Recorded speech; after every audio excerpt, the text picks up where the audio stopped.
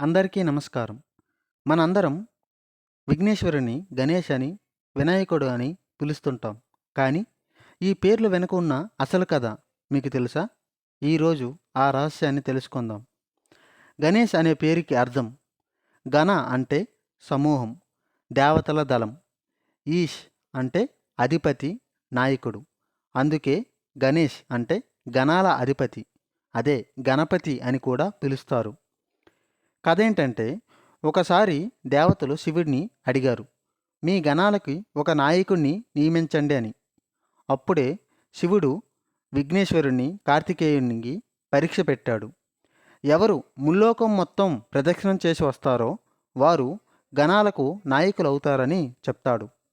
కార్తికేయుడు తన వాహనమైన మయూరంపై బయలుదేరుతాడు. కానీ గణపతి మాత్రం తన తల్లిదండ్రులైన శివపార్వతుల చుట్టూ ఒక ప్రదక్షిణం చేస్తాడు. ఎందుకంటే తల్లిదండ్రులే తనకు లోకం అని వివరిస్తాడు. దీంతో శివుడు చాలా సంతోషించి, ఇప్పటి నుండి నీవే గణాలకు అధిపతి, గణపతి అని ఆశీర్వదిస్తాడు. వినాయకుడు అనే పేరుకి అర్థం ఎవరికీ లోబడని, ఎవరికంటే తక్కువ కాని స్వతంత్రుడైన దేవుడు.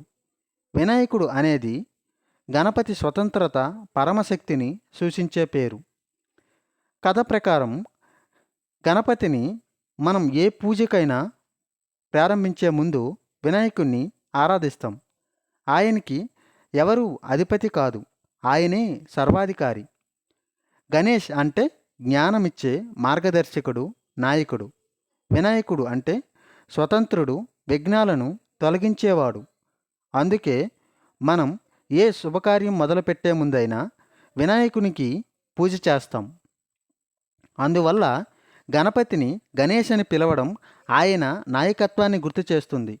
వినాయకుడు అని పిలవడం ఆయన స్వతంత్ర శక్తిని గుర్తు చేస్తుంది. ఈ రెండు పేర్లు కలిపి ఆయనను విఘ్నాలని తొలగించేవాడు, జ్ఞానాన్ని ప్రసాదించేవాడిగా చూపిస్తాయి. ఇలాంటి మరిన్ని అప్డేట్స్ కోసం ఈ ఛానల్ని సబ్స్క్రైబ్ చేయండి, లైక్ చేయండి, షేర్ చేయండి. Thank you.